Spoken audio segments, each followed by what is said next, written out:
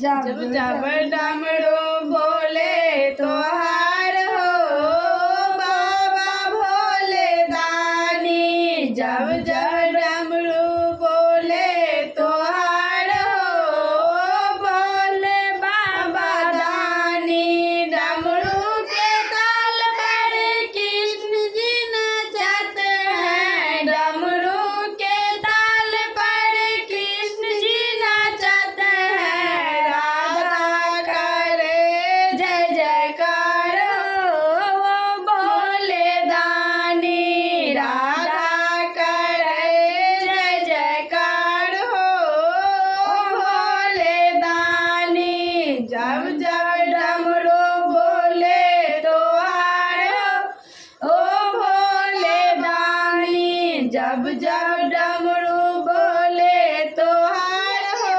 भोला बाबा दानी। डमरू के ताल पर राम जी नचते हैं। डमरू के ताल पर राम जी नचते हैं।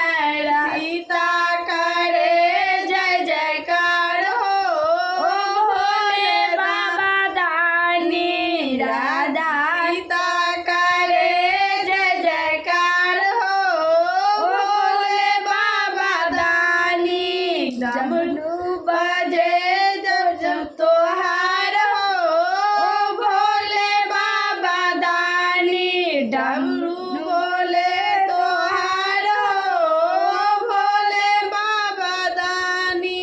डमरू के ताल पर विष्णु जी नचते हैं। डमरू के ताल सुन विष्णु जी नचते हैं। लक्ष्मी जी करे जय जयकार हो भोले बाबा दानी। लक्ष्मी जी करे जय जयकार हो भोले बाबा दानी। जब जब डमरू बोले तो हार हो भोले बाबा दानी। जब जब डमरू बोले तो हार हो भोले बाबा दानी। डमरू के ताल पर विश्वकर्मा जी नचते हैं। डमरू के ताल पर ब्रह्मा जी नचते हैं। सरस्वती जी करे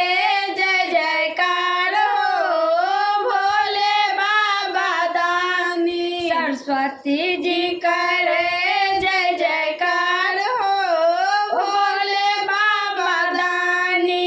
जब जब